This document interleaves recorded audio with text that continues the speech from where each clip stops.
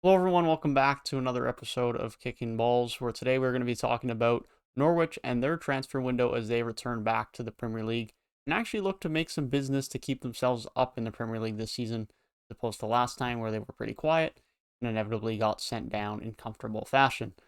And so I'm going to give it off to Lane here to give his initial thoughts on what was a very busy transfer window for Norwich, but definitely one that gives them a much better shot of having a strong future and a strong present in the Premier League this season. And Norwich have made some unbelievable moves this window. Of course, there was those two deadline day deals, like the Ozan Kabak on a loan deal, that £15 million option to sign him permanently after the season, and also bringing in Matthias Norman, the Norwegian international from Rostov. People thought that one wasn't going to get over the line because of his injury just before deadline, but Norwich did make that happen, and it is a very good signing for me personally. Bringing in a Norwegian international, I am obviously Norwegian, but I think he is a great player and a great addition to Norwich once he's fully back healthy. He will be a fantastic addition into the midfield, like Billy Gilmore and the others players that they already have, like Pierre Les Malou. Just some fantastic signings to Norwich, and also bringing in like Brandon Williams on loan. So many great signings, and we're gonna have a great conversation about all these great moves Norwich have done so far. Yeah, certainly. Norwich made a lot of good signings. They made some signings that are helping them more immediately with some veterans, the likes of Les Malou, as you mentioned. But they also definitely put an impact and a focus on their future, on players that can help them long term, as well as that can start develop and impact the team right now with the likes of Zolas, with the likes of Josh Sargent, and with the likes of Kabak, who can come in and they can buy if they so want to at the end of the season, and then bringing in some younger players on loan with Gilmore and Brandon Williams. It just makes sense to stay competitive, but also try and have a bit more of a future with this team as they've lost a couple of young players over the last couple of years with the likes of Jamal Lewis, with the likes of Emiliano Buendia leaving. They've now replaced a bit of that younger talent. They've added to that younger talent, and they've set themselves up in a scenario where even if they don't stay up in the Premier League this season, they have a lot of young talent that they can continue to grow on this team to become a better side overall and really just improve the financial situation and the outlook on this organization and club as a whole moving forward, regardless of the outcome of this season.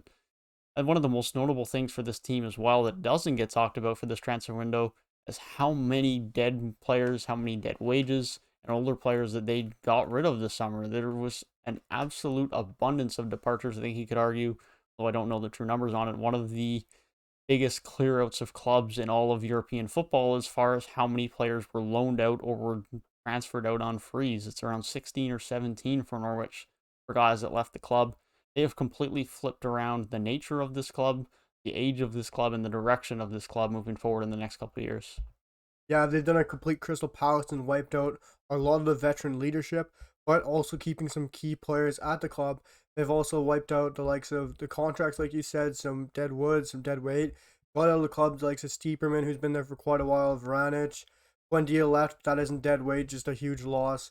Leitner, Louis Thompson, some great players have left, but not good enough compared to what they've brought in. And you talk about them being a relegation team that we've always been used to. Everyone talks about Norwich being a ping pong team, a team that goes up and down from the championship to the Premier League, always winning the championship and coming straight back up and then getting relegated. But now they've invested in youth, they've invested in the future, like the Josh Sargent, Rashika, Zolas, so many young, talented players that they've signed permanently.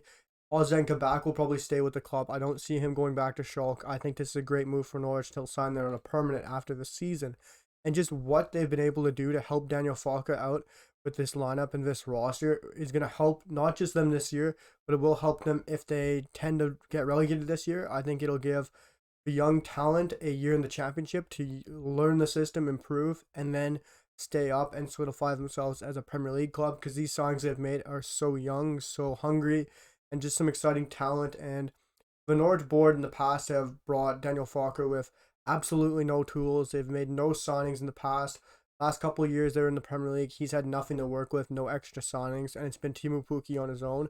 Now the Norwich board has gone in and they've made some unbelievable signings and giving him a whole artillery and army to go along into the Premier League and work with. Yeah, certainly. I think the key takeaway from Norwich's window is they're building towards having a sustainable future.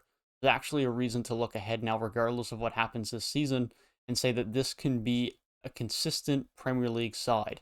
Whether that as a result of them staying up this year or whether they get relegated and bounce right back up in a year or two, there's reason to believe that as these young players continue to develop, get comfortable in the system, and find their role within Norwich, that this is a side that can see themselves with a multi-year run in the Premier League, which is something we haven't been able to say about Norwich for a long time, and that's a good sign.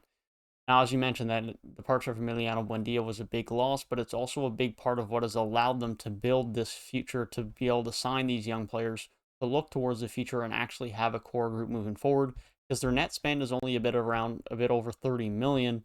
With this departure of Emiliano Buendia, that of course would be over 70, and that never would have been anything near the Norwich board would have been ready to spend. At least I can't imagine. And so they've done well this summer. Of course, the departure of Buendia is going to hurt. They're going to have to figure out who's creating their offense. But they've added a lot of new pieces that can do that. They've added some new pieces who can finish. They've added new pieces at the back. They have added new pieces at every part of the pitch, keeper and attacker and everything in between. They're in a very good spot moving forward, and I think they definitely have to be in a situation where you think a lot more positively about Norwich and their future right now than you would have 2 or 3 years ago. Yeah, definitely. And I think people currently are worried about Norwich, and people in the Premier League and Premier League fans are underestimating Norwich and what their ability is because of the start they've had. And nobody was ever going to have a good start with the schedule they had. One of the worst schedules probably in Premier League history for a newly promoted side. And obviously, once they get some easier and more favorable matchups, teams their level, they're going to take it to them. I think they will show why they are a Premier League side. With these signings they've made and some experience in the Premier League, like Billy Gilmore, who's a young talent but still has a lot of Premier League experience. Brandon Williams, you have Angus Gunn. You have so many great players at the club now and so much youthful talent.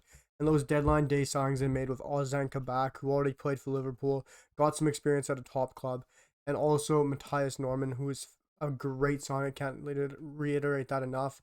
Just the players they brought in has been unbelievable. And once Daniel Farker starts to introduce the likes of Josh Sargent into the starting lineup for the Premier League games, and so as Christos Sizolis instead of like Timu Puki in some games, I think you'll see a different North side and a faster and more progressive North side.